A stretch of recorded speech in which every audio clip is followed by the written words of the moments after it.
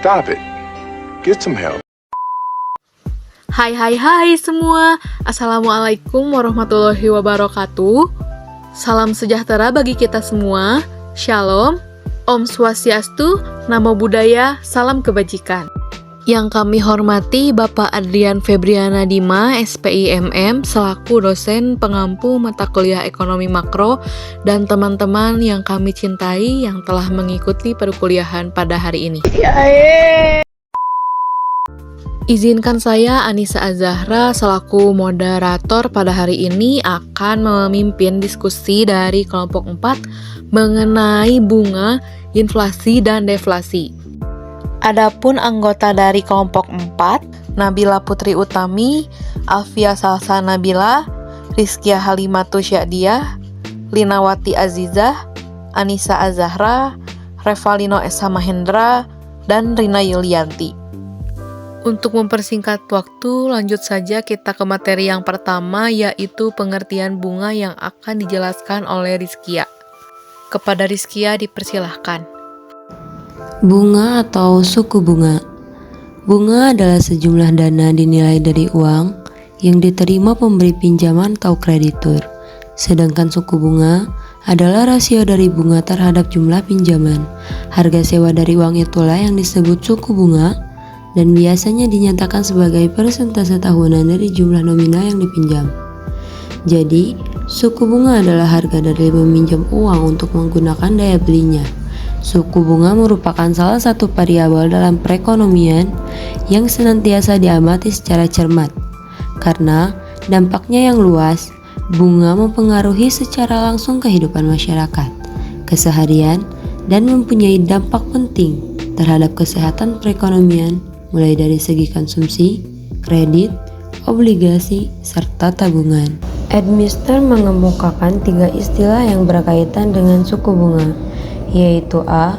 State rate adalah tingkat bunga satu periode dikalikan jumlah pokok pinjaman untuk menghitung beban bunga. Lalu B.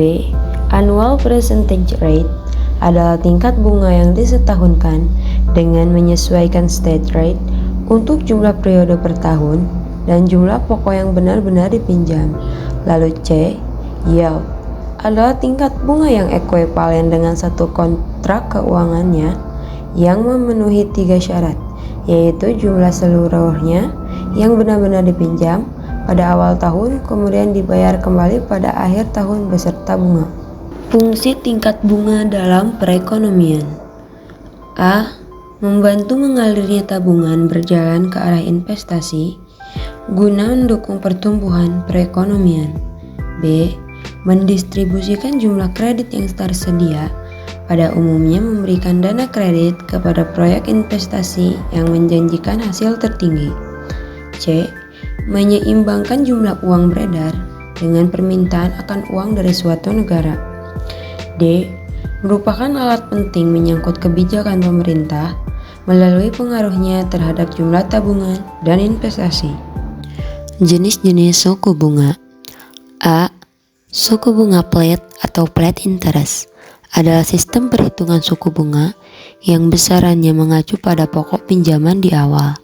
Biasanya diperuntukkan untuk kredit jangka pendek yang diterapkan untuk kredit barang konsumsi seperti handphone, peralatan rumah tangga, mobil, atau kredit tanpa anggunan atau KTA. Dengan menggunakan sistem bunga flat ini, maka porsi bunga dan pokok dalam angsuran bulanan akan tetap sama. B. Suku bunga efektif atau sliding interest adalah suku bunga yang diperhitungkan dari sisa jumlah pokok pinjaman setiap bulan seiring dengan menyusutnya utang yang sudah dibayarkan. Artinya, semakin sedikit pokok pinjaman, semakin sedikit juga suku bunga yang harus dibayarkan. Suku bunga efektif dianggap lebih adil bagi nasabah dibandingkan dengan menggunakan suku bunga flat. Pasalnya, suku bunga flat hanya mendasarkan jumlah awal pokok pinjaman saja. C. Suku bunga anuitas atau annuity interest. Metode ini mengatur jumlah angsuran pokok ditambah angsuran bunga yang dibayar agar sama setiap bulan. Dalam perhitungan entitas, porsi bunga pada masa awal sangat besar, sedangkan porsi angsuran pokok sangat kecil. Mendekati berakhirnya masa kredit, keadaan akan menjadi berbalik. Porsi angsuran pokok akan sangat besar, sedangkan porsi bunga menjadi lebih kecil. Sistem bunga anuitas ini biasanya diterapkan untuk pinjaman jangka panjang, semisal KPR atau kredit investasi. Suku bunga tetap atau fixed rate. Suku bunga tetap atau fixed rate adalah suku bunga yang bersifat tetap dan tidak berubah sampai jangka waktu atau sampai dengan tanggal jatuh tempo selama jangka waktu kredit. Contohnya adalah bunga KPR rumah murah atau rumah bersubsidi yang menerapkan suku bunga tetap. Selain itu, suku bunga tetap juga dapat digunakan dalam kredit kendaraan bermotor. Suku bunga mengambang atau floating rate. Suku bunga mengambang adalah suku bunga yang selalu berubah mengikuti suku bunga di pasaran. Jika suku bunga di pasaran naik, maka suku bunganya juga akan naik. Begitupun sebaliknya. Contohnya adalah suku bunga KPR untuk periode tertentu. Misalnya untuk 2 tahun pertama diperlakukan suku bunga tetap, namun periode selanjutnya menggunakan suku bunga mengambang. Baik, terima kasih kepada Rizkia atas pemaparan materinya mengenai pengertian bunga atau suku bunga. Apakah cukup jelas pemaparannya? Oke, kita lanjutkan ya ke materi selanjutnya yang akan dipaparkan oleh Nabila mengenai inflasi. Kepada Nabila dipersilahkan. Saya akan memaparkan materi mengenai inflasi. Inflasi itu apa sih? Inflasi adalah suatu keadaan di mana tingkat harga secara umum atau price level cenderung naik. Dikatakan tingkat harga umum karena barang dan jasa yang ada di pasaran mempunyai jumlah dan jenis yang sangat banyak, di mana sebagian besar dari harga-harga tersebut selalu meningkat sehingga berakibat terjadinya inflasi. Inflasi sendiri merupakan keadaan yang sangat berat dirasakan oleh masyarakat dalam suatu negara. Karena keadaan inflasi menunjukkan harga-harga barang secara umum mengalami kenaikan, sehingga masyarakat yang memiliki pendapatan tetap dan pendapatan yang rendah akan merasakan dampak negatif atau dampak buruk dari inflasi. Penyebabnya karena tidak seimbangnya arus uang dan barang. Kemudian, jenis inflasi berdasarkan sifatnya. Yang pertama, ada inflasi ringan atau creeping inflation. Jenis inflasi ini terkait dengan kenaikan laju inflasi yang berlangsung dengan tingkat yang rendah, biasanya kurang dari 10% setahun. Inflasi ini ditandai oleh kenaikan harga yang lambat dan bertahap. Kemudian yang kedua, inflasi sedang atau galloping inflation. Inflasi jenis ini memiliki tingkat yang sedikit lebih tinggi dibandingkan inflasi ringan, dengan laju antara 10 hingga 30% per tahun. Inflasi sedang ditandai oleh kenaikan harga yang signifikan dalam waktu singkat. Yang ketiga, inflasi berat atau high inflation. Inflasi berat adalah jenis inflasi yang tingkatnya tinggi dan mencapai 30 hingga 100% per tahun. Pada tingkat ini, harga-harga barang kebutuhan naik secara signifikan dan sulit untuk dikendalikan. Dan yang keempat, ada inflasi sangat berat atau hyperinflation. Inflasi sangat berat adalah jenis inflasi yang terjadi dalam skala besar dan mencapai lebih dari 100% per tahun. Indonesia pernah mengalami hyperinflasi ini, bahkan mencapai 600% pada tahun 1998. Hal ini disebabkan oleh percetakan uang yang besar-besaran untuk menutup defisit anggaran pada saat itu. Baik, terima kasih kepada Nabila atas pemaparannya. Selanjutnya akan dipaparkan oleh saya sendiri dan dibantu oleh Revalino. Selanjutnya ada inflasi berdasarkan asalnya. Yang pertama, inflasi domestik atau domestic inflation. Inflasi domestik berasal dari dalam negeri.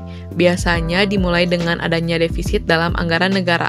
Ketika pemerintah memutuskan untuk membiayai defisit tersebut dengan mencetak uang baru, ini akan meningkatkan jumlah uang yang beredar.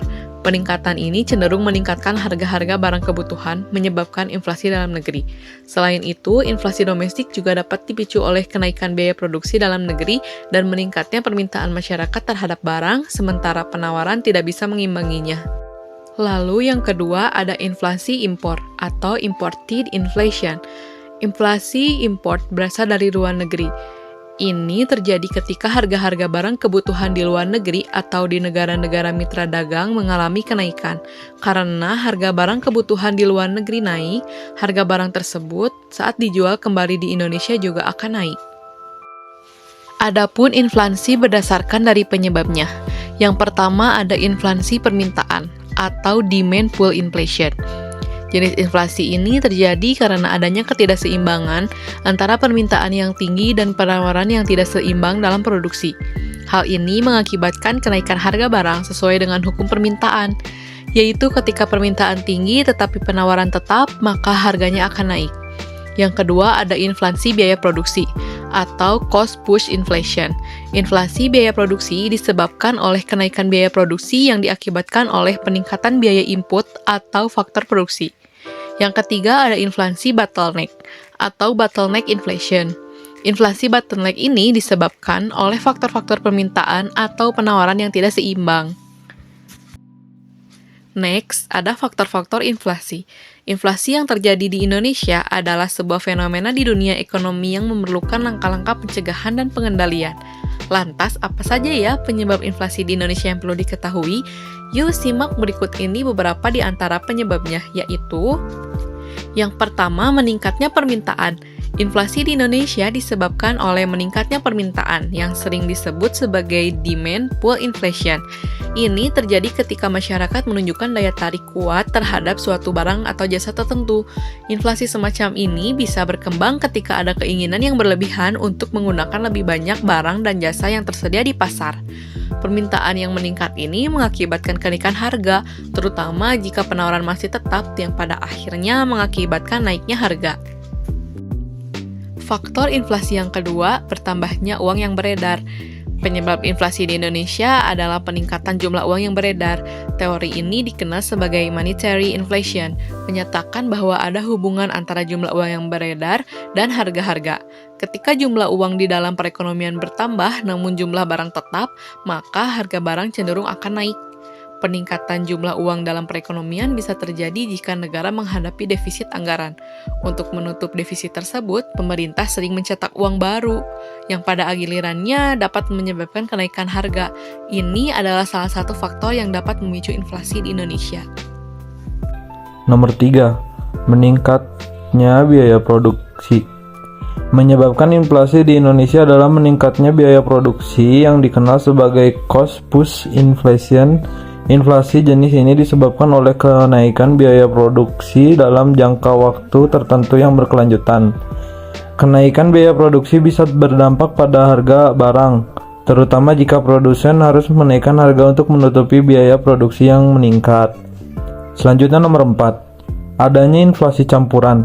Ketidakseimbangan antara penawaran dan permintaan terhadap suatu barang atau jasa bertambah, maka akan mengakibatkan penyediaan barang dan faktor produksi menjadi turun. Hal ini terutama terjadi ketika permintaan tiba-tiba meningkat sedangkan pasokan tidak dapat mengimbangi. Inflasi jenis ini bisa sulit untuk dikendalikan. Nomor 5. Akibat dari perilaku masyarakat, penyebab inflasi ekspektasi yang dipengaruhi oleh perilaku masyarakat ini terjadi ketika masyarakat berharap bahwa kondisi ekonomi di masa depan akan menjadi lebih baik, yang mendorong permintaan lebih tinggi atau kenaikan biaya produksi. Inflasi ekspektasi ini mungkin sulit dideteksi karena perubahan yang terjadi tidak selalu signifikan, tetapi dapat berdampak dalam jangka panjang. Selanjutnya, dampak inflasi. 1. Dampak inflasi terhadap pendapatan. Inflasi dapat berdampak positif dan negatif pada pendapatan individu. Dalam beberapa situasi, seperti inflasi ringan, hal ini mungkin mendorong pelaku usaha untuk memperluas produksi yang pada gilirannya dapat meningkatkan aktivitas ekonomi. Namun, inflasi dapat merugikan bagi mereka yang memiliki pendapatan tetap karena nilai uang mereka tetap, sementara harga barang dan jasa naik. Yang kedua, dampak inflasi terhadap ekspor. Dalam dampak lain dari inflasi adalah penurunan kemampuan ekspor suatu negara. Inflasi dapat membuat biaya ekspor lebih tinggi, sehingga mengurangi daya saing barang ekspor. Akibatnya, pendapatan dari ekspor negara tersebut dapat menurun. Yang ketiga, dampak inflasi terhadap kalkulasi harga pokok. Inflasi dapat menyulitkan perhitungan harga pokok karena dapat menyebabkan harga pokok menjadi terlalu rendah atau terlalu tinggi. Tingkat inflasi di masa depan seringkali sulit untuk diprediksi dengan akurat. Hal ini dapat mengakibatkan ketidakakuratan dalam menentukan harga pokok dan harga jual. Dan yang nomor 4, dampak inflasi terhadap minat menabung. Pada periode inflasi, minat orang untuk menabung cenderung menurun. Hal ini disebabkan oleh pendapatan bunga yang lebih rendah dan dari tabungan, sementara penabung masih harus membayar biaya administrasi untuk tabungannya. Sekian dari saya, terima kasih. Kembalikan kepada moderator. Baik, terima kasih kepada Revalino atas pemaparannya. Selanjutnya ada cara mengatasi inflasi dan contoh inflasi yang pernah terjadi di Indonesia akan dijelaskan oleh Alfia. Kepada Alfia dipersilahkan. Cara mengatasi inflasi. Yang pertama, kebijakan moneter. Salah satu opsi kebijakan yang dapat diambil adalah kebijakan moneter. Tujuan utama dari kebijakan moneter adalah menjaga stabilitas nilai uang dengan harapan dapat meningkatkan kesejahteraan masyarakat. Untuk mencapai tujuan tersebut, beberapa tindakan yang dilakukan meliputi pengaturan persediaan uang tunai, penyesuaian tingkat diskonto untuk mempengaruhi suku bunga, dan pelaksanaan kebijakan operasi pasar terbuka. Yang kedua, ada kebijakan fiskal. Kebijakan fiskal adalah langkah-langkah untuk mengatasi inflasi dengan mempengaruhi pendapatan dan pengeluaran pemerintah. Kebijakan ini memiliki beberapa manfaat, seperti penghematan dalam belanja pemerintah dan penyesuaian tarif pajak. Yang ketiga, ada kebijakan non-moneter. Kebijakan non-moneter dan non-fiskal adalah tindakan yang dilakukan tanpa mempengaruhi jumlah uang yang beredar atau pendapatan serta pengeluaran negara. Jenis kebijakan ini antara lain yaitu meningkatkan produksi dan jumlah barang yang tersedia di pasar, menetapkan upah real yang memperhitungkan tingkat inflasi, dan mengendalikan dan mengawasi harga, termasuk penetapan kebijakan harga maksimum oleh pemerintah. Selanjutnya di sini ada inflasi yang pernah terjadi. Yang pertama, ada inflasi pada awal kemerdekaan. Inflasi yang tinggi pada awal kemerdekaan terjadi karena poin-poin di bawah ini, seperti yang disebutkan dalam buku Sejarah Indonesia yang diterbitkan oleh Grafindo. Yang pertama, ada beredarnya mata uang Jepang di masyarakat dalam jumlah yang tak terkendali.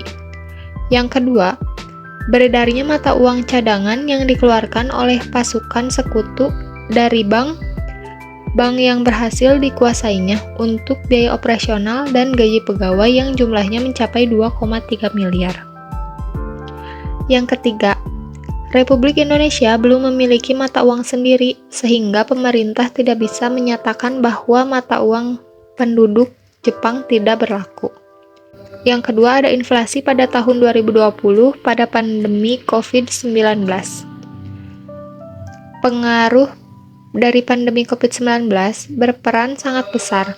Hal ini disebabkan oleh adanya peraturan tentang pembatasan sosial berskala besar atau PSBB, sehingga menimbulkan lockdown kepada beberapa kota, bertujuan memutuskan mata rantai penyebaran COVID-19. Peraturan ini menyebabkan meningkatnya penurunan perekonomian seperti pemutusan hubungan kerja atau PHK karena perusahaan tidak dapat membayarkan upah yang seharusnya. Tidak hanya itu, penurunan ini banyak yang menyebabkan perusahaan memutuskan untuk gulung tikar atau bangkrut. Sebetulnya, laju inflasi 2020 sebagian besar disebabkan karena makanan, minuman, hingga tembakau dengan andil sebesar 0,19%.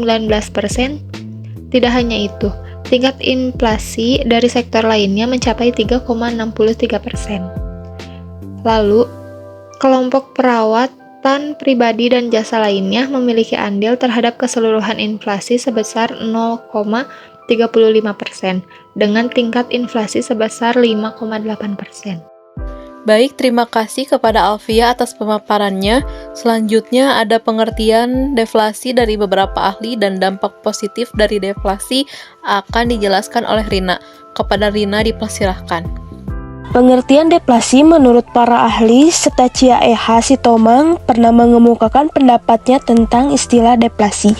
Menurut beliau, deflasi merupakan kondisi di mana harga dari sebuah barang mengalami penurunan.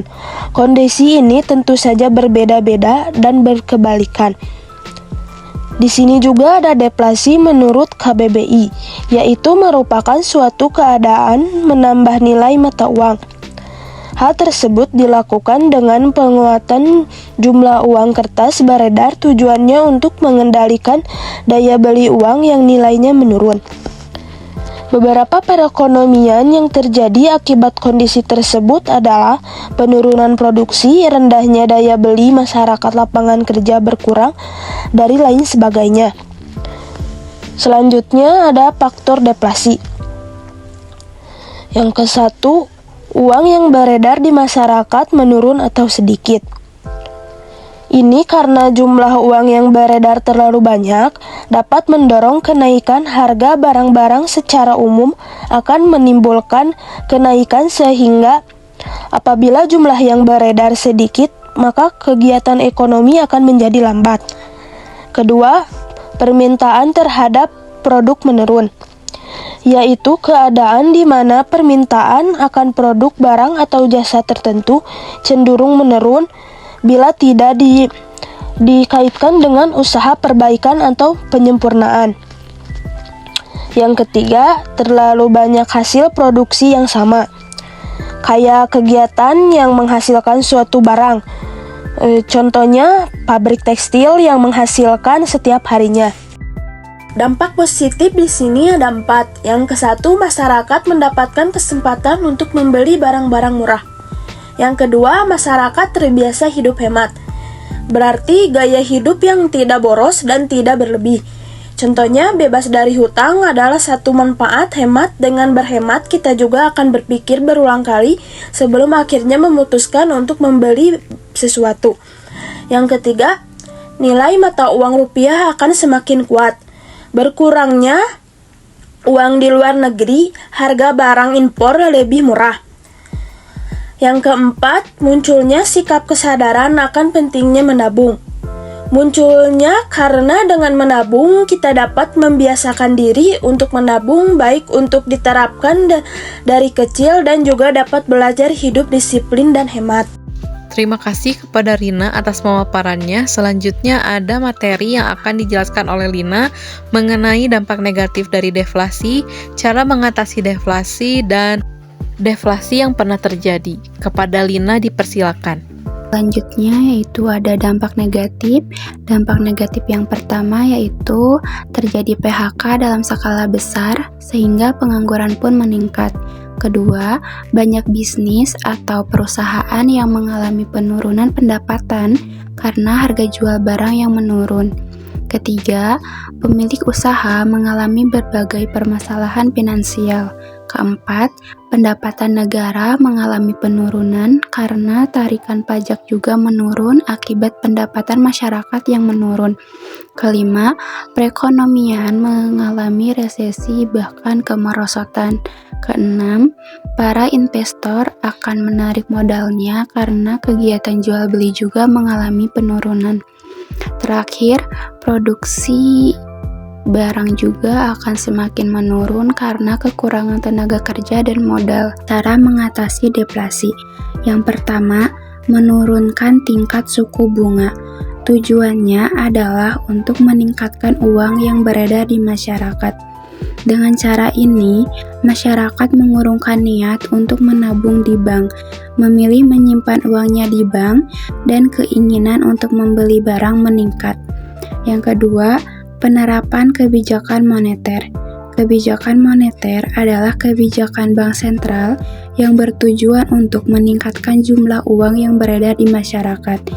Beberapa cara yang dapat diterapkan adalah kebijakan diskonto, yaitu kebijakan berupa penurunan suku bunga yang ada agar masyarakat dapat menarik uang dari bank. Yang ketiga, implementasi kebijakan perpajakan.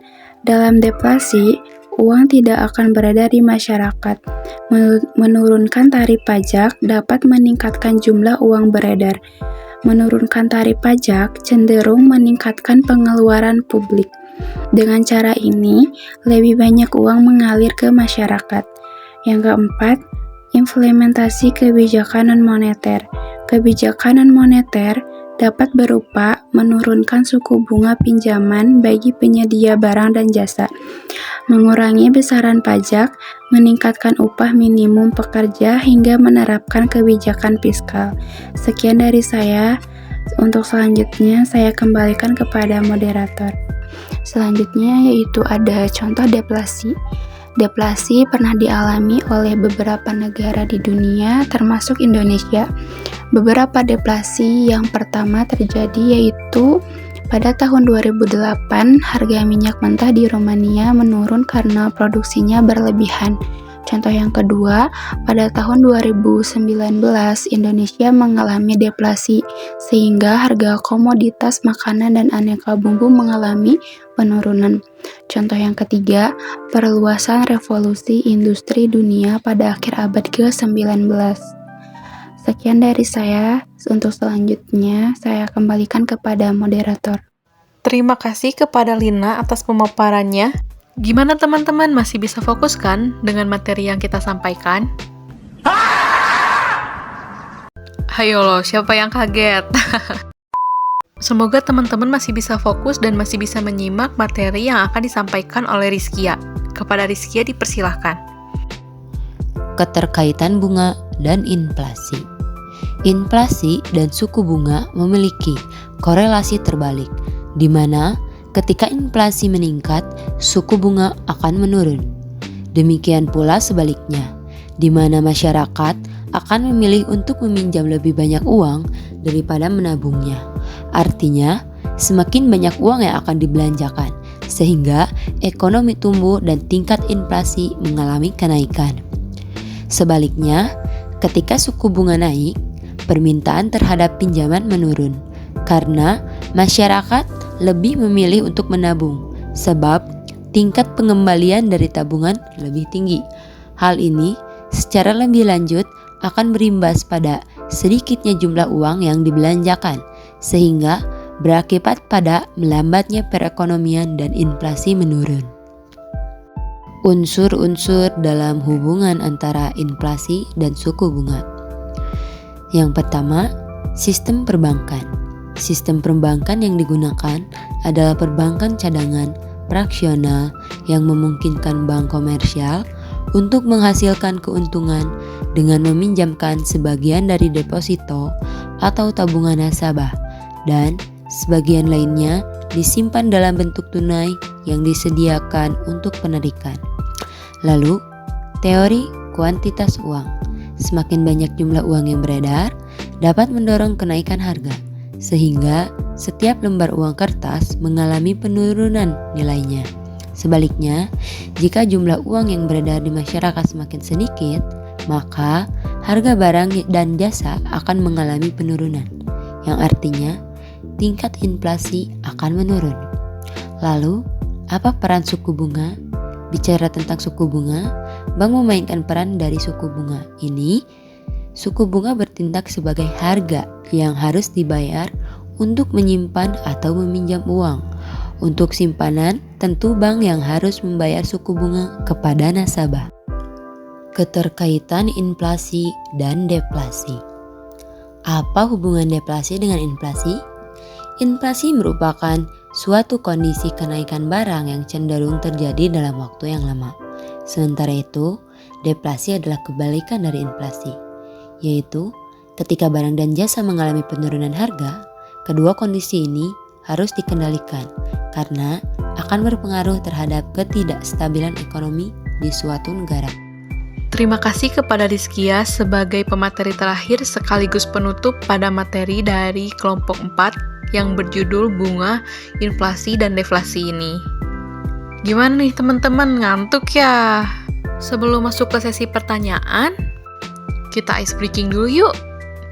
Let's go!